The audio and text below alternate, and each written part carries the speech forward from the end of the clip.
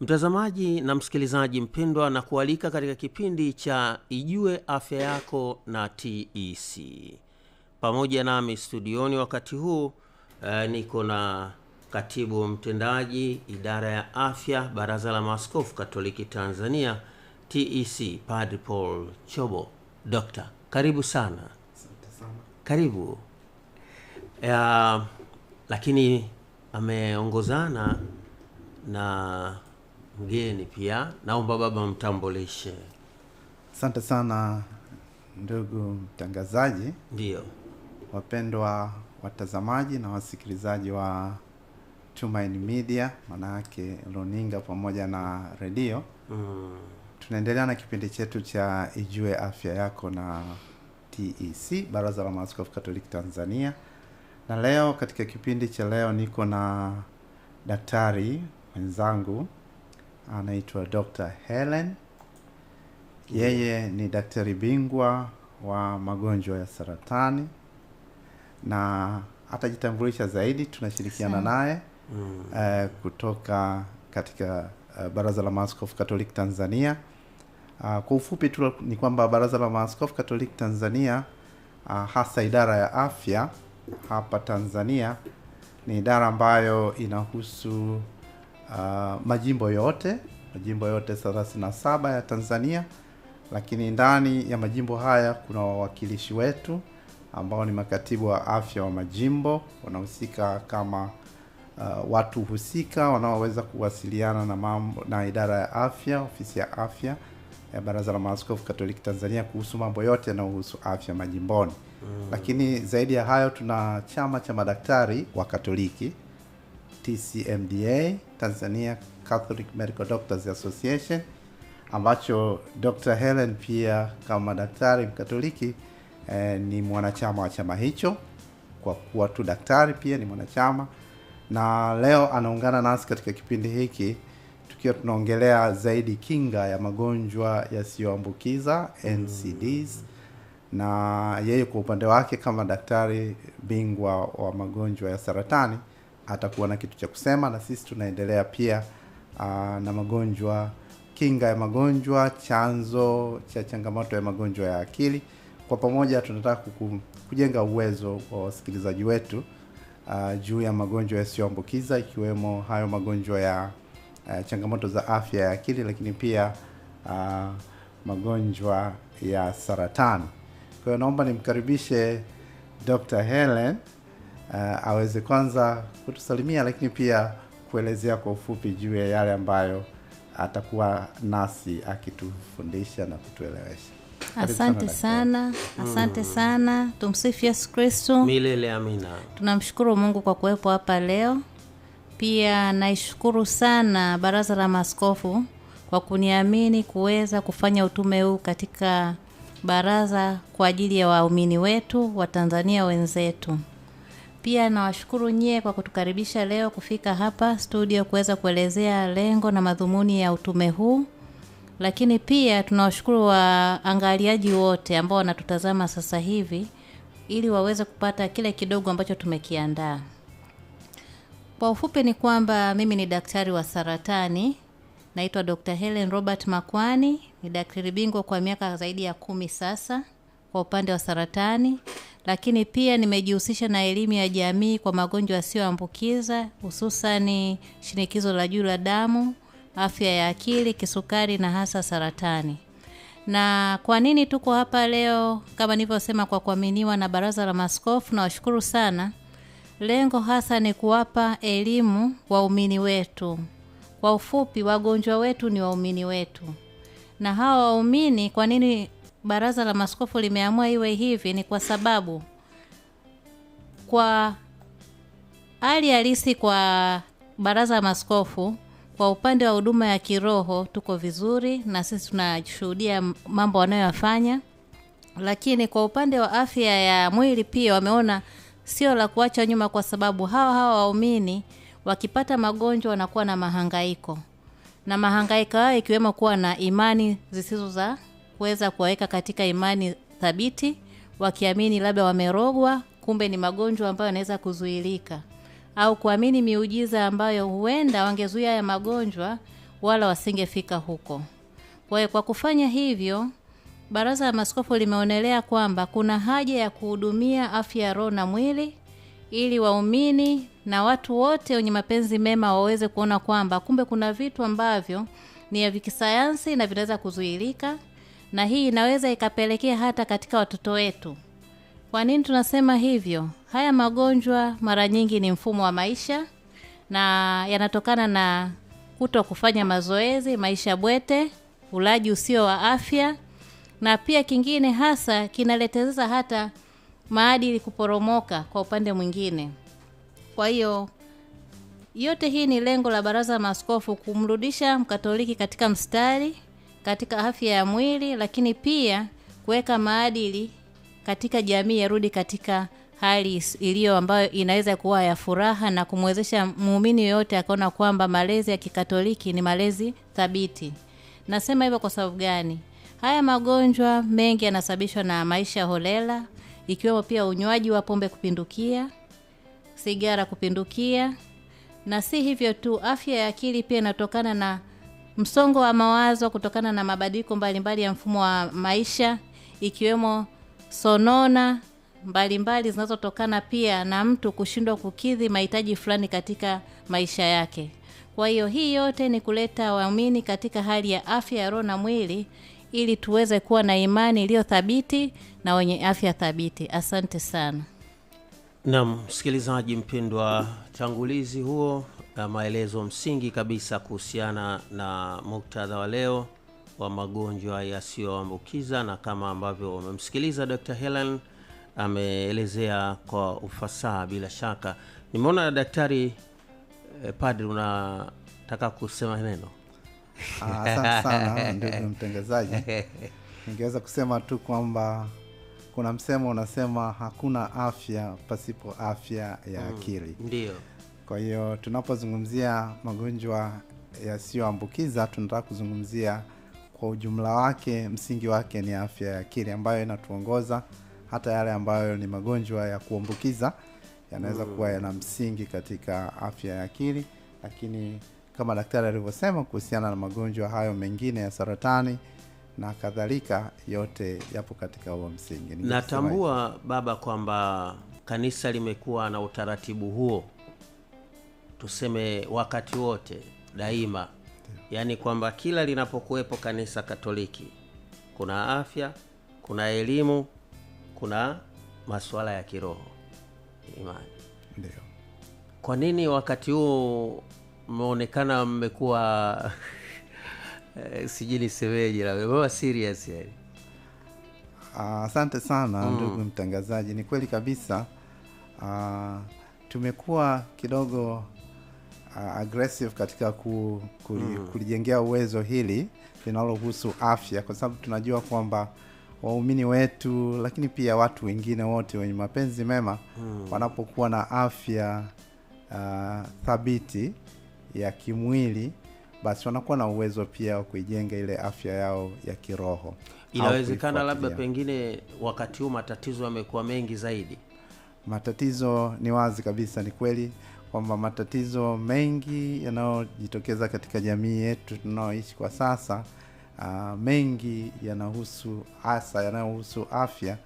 Chanzo chake ni afya hii ya kimwili, basi hata ile ya kiroho inateteleka. Okay. Kwa hiyo tunao waumini ambao wanaonekana wana msingi katika maisha ya kiroho, lakini msingi huo unavurugwa na maisha au tuseme afya yao ya kimwili inayotetereka. Kwa hiyo ndio maana tumechukua hatua, Baraza la Maaskofu Katoliki Tanzania TEC limechukua hatua ya kuanzisha kipindi hiki ambacho Mungu jalia kitakuwa kikionekana na kikisikika siku ya Ijumaa saa kama hii, ili kujenga uwezo wa waumini wetu, lakini pia watu wengine wote wenye mapenzi mema kuhusiana na mambo ya afya ya akili, afya ya mwili kwa ujumla, kama ambavyo tumetangulia kusema. Ndio. Kwa hiyo kwa siku ya leo, kama tulivyosema wiki iliyopita kwamba tulizungumzia zaidi afya ya akili. Sasa Na tuliona kwa ujumla wake maana ya afya, lakini kwa zaidi sana afya ya akili, na tukaongelea juu ya vyanzo vya afya ya akili.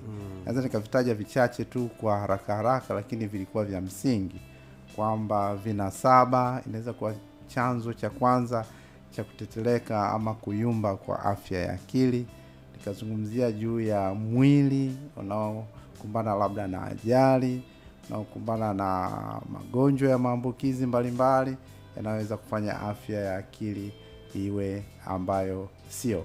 Lakini pia nilizungumzia mwili jamii katika maana kwamba jamii tunayoishi kama daktari alivyosema inaweza kuwa chanzo cha changamoto mbalimbali za afya ya akili, na hata pia changamoto za afya nyingine ya mwili.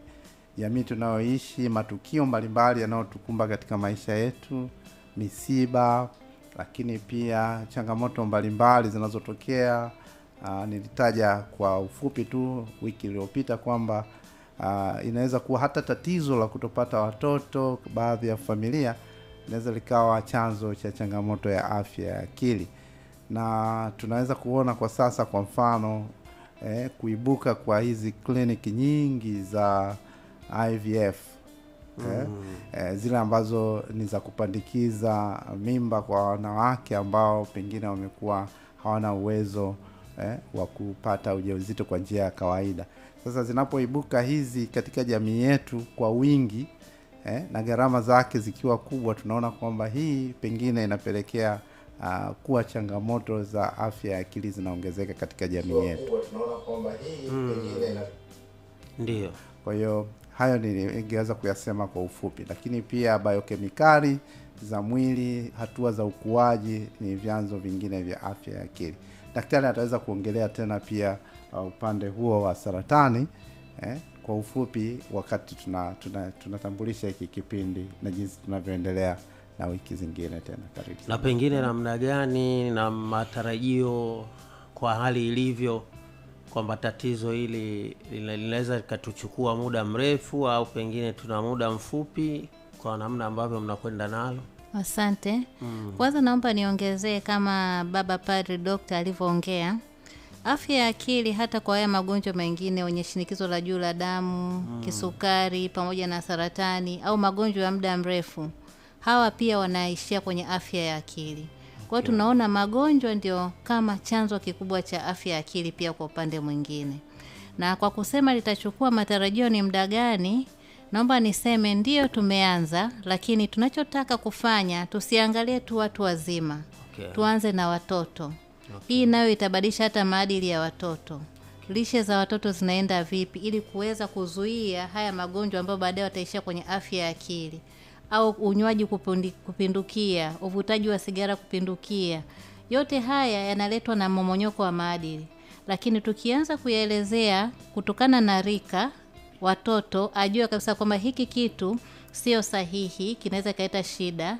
Nikiwa na mwenendo mzuri huu nitaishia kuwa vizuri, nitaepuka magonjwa, nitaepuka afya ya akili. Nikijishughulisha au nikisikiliza wazazi, nikiheshimu wazazi, vitu vyote hivyo. Kwa hiki kitu ndio kimeanza na ni cha muda mrefu. Kusema kwa muda mfupi kubadilisha hali ilivyo sasa hivi sio rahisi, lakini tutaenda hatua kwa hatua kulingana na rika mbalimbali. Watoto wafundishwe kutokana na utoto wao, vijana wajue nini kibaya ambacho kitawaharibia maisha, kitawaletea magonjwa na hata afya ya akili. Tunaona saizi mtaani wa vijana wetu wanakunywa pombe kupindukia, na pombe zenyewe ni za gharama ndogo. Kwa hiyo kijana unakuta anakunywa mpaka anaishia kuishiwa hata kuendeleza yale matarajio yake ya maisha. Sasa hivi vyote tukianza navyo, yote hii kunywa sana ni sehemu ya, inaweza kuwa ni matokeo ya afya ya akili pia. Kwa hiyo tutakapoweka hawa watoto au vijana katika rika zao na tukawaeleza, baadaye baada ya muda fulani tutaona kwamba tayari jamii imeshapata mwelekeo mzuri kama ilivyokuwa awali. Kwa lengo yote haya ni kurudisha jamii rudi katika mwenendo mzuri na vile vile afya ya mwili iwe vizuri, ili kanisa kupitia afya ya roho lizidi kuimarika. Kuna msamiati uliusema afya bwete. maisha bwete. Ndiyo. Maana yake ni maisha bwete kwa Kiingereza ni sedentary life. Ndiyo. Yaani kwa sasa hivi tunaona kwamba sio tu watu wazima, hata watoto wanaishi maisha bwete. Naomba nitoe mfano mdogo. Zamani ukipita mtaani unakuta watoto wanacheza mpira, wanacheza mdako, hiyo ni sehemu ya mazoezi. Lakini kwa sasa kila mtoto amefungiwa ndani. Hii inaashiria kwamba hata ile activities au ile harakati za utotoni zimepungua kwa mfumo wa maisha kubadilika. Hii tu haipelekei kwenye mfumo wa magonjwa, hata afya ya akili kuwa na upweke saa nyingine, lakini pia inaweza ikapelekea hata kwenye magonjwa mengine. Watoto hawafanyi kazi, hata sisi siku hizi mtu unakuta wiki nzima hajui ametoka jasho lini, lakini yote haya ni kutokana pia na stress na mihangaiko tulionayo katika kutafuta. Sasa yote haya tukiweka pamoja kupitia kanisa tunaweza kuokoa hata kizazi kijacho. Ndiyo. Na maana yake kwamba kwenye vyakula hasa. Ndiyo. Ulikuwa unatutahadharisha tule vipi, yani tule vipi ili tuweze kuepuka magonjwa? Nachoweza kusema sio kila mtu anaweza kupata mlo kamili kwa siku. Lakini tule kwa afya. Sio kula kupitiliza au kula kiwango cha chini. Kwa sababu tukila kupitiliza unapata utapiamlo ambao ni wa ubwete, wa kunenepa. Na ukila kidogo ndio utapiamlo wa kupungua kwa shako na marasma, yote yanaweza kujitokeza. Lakini pia nachoweza kusema, je, tunachokula ni sahihi kwa wakati sahihi? Kuna vitu vingine hatuoni kama vinaleta athari saizi, lakini vitaleta baadaye. Kwa hiyo hapa ni kuangalia tu kwamba je, hawa watoto wetu tunawalisha kiafya au tunawalisha kifahari pia. Kwa sababu kumlisha kifahari mtoto haimaanishi saa nyingine anahitaji kitu. Mtoto anaweza kuambia labda mimi leo sitaki kula kitu hiki, nataka kitu fulani. Mimi mzazi kwa kuona kwamba nampa furaha mwanangu, nampa kila kitu. Lakini pia kwa upande mwingine yule mtoto anakuwa na uwezo wa kumwamulia mzazi bila mzazi kumwonyesha kwamba hii ndio njia sahihi. Yote tutayaweka katika hali ya usawa. Kwa sababu leo tupo wazazi, siku hatupo. Kama mtoto wako ni mtu ambaye hawezi kufanya kitu fulani au hawezi kushuhudia au chakula fulani, je, siku haupo, huyo ataishia kwenye afya ya akili pia. Kwa sababu ataona mzazi wangu angekuepo haya yasingenikuta. Na hakuna mtu anaweza accommodate au akakaa naye katika kile anachotaka yeye bila kuwa na ushirika wa kujulishwa kwamba haya ndio maisha, hiki ni sahihi, hiki sicho sahihi. Na kupunguza pombe na uvutaji wa sigara, na katika umri tuliofikia kuanzia miaka 40 kwenda juu kupunguza vyakula vya wanga ambapo ndio sababu ya magonjwa ya shinikizo la juu la damu na sukari pia na hata saratani. Na msikilizaji na mtazamaji mpendwa, kipindi ni Ijue Afya Yako na TEC hapa Radio Tumaini. Niko na Padre Dr. Chobo pamoja na Dr. Helen tukizungumza kuhusiana na magonjwa yasiyoambukiza. Baba, kuna nyongeza? Nyongeza. Asante sana ndugu mtangazaji, mpenzi wa watazamaji na wasikilizaji. Kipindi hiki ni chenu na lengo la Baraza la Maaskofu Katoliki Tanzania ni kujenga uwezo wa wasikilizaji, yani waumini wetu, lakini pia watu wengine wenye mapenzi mema kama nilivyosema. Kwa hiyo kama ni chetu tushiriki katika kutafuta maarifa zaidi kupitia kipindi hiki, lakini pia tushirikiane na Baraza la Maaskofu Katoliki Tanzania linapojenga uwezo wetu pamoja, lakini pia kushiriki katika juhudi za serikali na wadau wengine wa afya katika kujenga afya njema ya watu katika jamii yetu, yani manake afya ya akili, afya ya mwili na baadaye hiyo afya ya kiroho ambayo ndiyo msingi wa kanisa iweze kuwa njema zaidi. Ningeweza kusema tu kwamba tushirikiane. Au sio? Sawa. Dr. Helen. Ndiyo. Kitakwimu tukoje? Kwa upande wa saratani, tunapata visa vipya kila mwaka zaidi ya 29,000.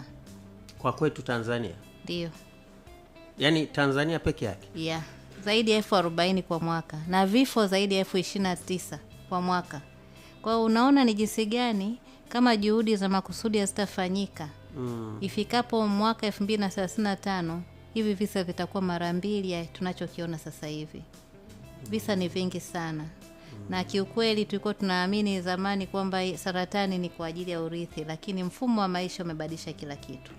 Sasa tutawezaje kusaidia jamii kupitia makongamano kama haya, kupitia nyumba za ibada, watu waweze kufahamu vipi vya kufanya, vipi visifanyike, vipi vya kuzuia, na wewe huru na kuangalia afya zao. Kwa sababu tunachokiona, mtu akiugua, mtu mwenye imani thabiti ya kiroho, wengi hawa ukimwambia una ugonjwa huu, unatakiwa kwenda hospitali, ataishia kukuambia Mungu wangu atanisaidia. Ni kweli imani yake itamponya, lakini kuna vitu vya kisayansi tunahitaji kufanya uwezo, kila mtu ajitambue kwamba hiki kitu pamoja na kwamba Mungu anakusaidia katika njia hiyo, lakini pia kisayansi hichi kinatakiwa kiende hivi. Hii itaepusha tu kuamini kurogwa, sijui ushirikina na kupata mahangaiko kutoka sehemu moja mpaka nyingine. Unakuta mtu anazunguka Jumapili mpaka Jumapili kwa kitu ambacho ni cha kisayansi, ambacho angeelimishwa huenda kisingempata, au kama kimempata angepata ufuasi mzuri wa dawa na angekaa vizuri, wakati imani yake ya kiroho inaendelea na Mungu anazidi kumpa maisha bora. Na mtazamaji na msikilizaji, inawezekana mifano wanaiona, lakini si changamoto iko. Mababa hata wakiugua wanaenda hospitali, hawaendi altareni kusema na malaria nitapona altareni. Daktari, afande daktari, tuambie. Hapana kabisa. Ndio. Ukiuma malaria wewe unaenda altareni pale tu. Hapana, nakwenda hospitali na natumia dawa. Naam. Bila shaka tunatamani sana mtazamaji na msikilizaji uweze kutuma ujumbe, lakini kwa bahati mbaya mambo bila shaka alikuwa hajakaa vizuri, lakini basi tutumie ujumbe wako kupitia nambari yetu 0688 485558. Kama muda utaturuhusu basi tutausoma hapo 0688 485558. Dr. Helen, pengine bado kuna kitu ambacho ulitamani ukisisitize katika hili la magonjwa yasiyoambukiza hasa saratani? Naomba niongee kitu kimoja na tugusie pia, maana nadhani kuna aina mbalimbali za saratani. Ndiyo. Saratani zile ambazo zinatusumbua wa Tanzania. Ni kweli kuna saratani nyingi na kila kiungo kinaweza kupata saratani. Lakini kwa zinazoongoza kwa sasa hivi ni saratani ya mlango wa kizazi, ikifuatiwa na saratani ya matiti na saratani ya tezi dume. Mimi ninachoweza kusema, huu utume ambao kupitia kanisa, ambapo idara ya afya ya TEC imeiona, ni kitu muhimu sana katika kuleta mabadiliko chanya katika jamii. Na isi jamii kupitia makanisa, kupitia makongamano mbalimbali ya kidini, wakisikia kuna hizi elimu wasisite kuzisikiliza, wawe chanya, kwa sababu inaweza isimsaidie yeye lakini ikamsaidia hata ndugu yake. Au anaweza akagundua kupitia haya makongamano kwamba kumbe hiki kitu ni hiki na si hiki, na hapo tutaweza kuboresha afya za wengi Wakatoliki na hata wasio Wakatoliki wenye mapenzi mema. Na naomba niseme lengo letu sio tu Wakatoliki, tutashirikiana hata na madhehebu mengine katika kuhakikisha kwamba hali ya afya inabadilika. Najua ni kitu cha muda mrefu, lakini tunaomba Mungu kisiwe kirefu kwa kipindi hicho ambacho tunafikiria, kwa sababu kupitia mkusanyiko ya watu italeta urahisi wa watu kupata ujumbe wa afya pale watakapokuwa inapobidi. Ndiyo. Naam, labda kwa kuwa muda unatukimbia sana, tuangalie tu baadhi ya jumbe zilizotumwa. Huyu anaitwa Aurelia Hussein akiwa anauliza, ukiwa unapata muwasho sehemu za siri na sehemu hizo hutoa harufu, ni hali ya ugonjwa gani? Ili la kwanza pengine daktari taliangalia tufanyeje kuepuka sonona. Nadhani pade daktari ile afya ya akili. Jingine ni je, msongo wa mawazo sana na yenyewe ni moja ya dalili za afya ya akili. Mwingine amesema, je, watu wenye umri mkubwa mnashauri wale vyakula gani? Bila shaka haya kwa leo yatatosha tu. Kwa ufupi. Asante sana ndugu mtangazaji na wapenzi watazamaji na wasikilizaji. Ningezungumzia tu lile swali la sonona, depression, kwamba tunaweza kujikinga namna gani na sonona, ama sonona ni aina ya mojawapo ya changamoto ya afya ya akili. Ni kweli kabisa. Na sonona inaweza kusababishwa na mambo mengi, na ndio maana nilisema juu ya vyanzo vya changamoto ya akili. Yaweza kuwa ni jamii, yaweza kuwa ni vinasaba, yaweza kuwa ni maumbile, yaweza kuwa ni biokemikali. Hizi zote ni vyanzo vinavyoweza kuwa vikaleta sonona, yani depression, kujisikia mpweke kama daktari alivyosema, lakini pia kujiona una mabadiliko ya hali ya furaha, labda pengine hali ya huzuni na kadhalika. Kwa hiyo sonona ni kama dalili ambayo inaweza kupelekea changamoto kubwa zaidi ya afya ya akili. Kwa ufupi labda ningesema hivyo. Dr. Asante. Mimi nitajibu lile la muwasho sehemu za siri na vyakula vya watu wenye umri mkubwa. Muwasho sehemu za siri inaweza kuwa ni maambukizi mbalimbali. Kuna bakteria ambao wanasababisha muwasho, kuna fungus wanaosababisha muwasho, lakini kikubwa ni kufanya uchunguzi, na watu wengi wameshajikariria kwamba nikipata muwasho sehemu za siri ni fungus, lakini sio mara zote ni fungus. Vipimo ndio vitathibitisha na utapata dawa kutokana na muwasho ulionao.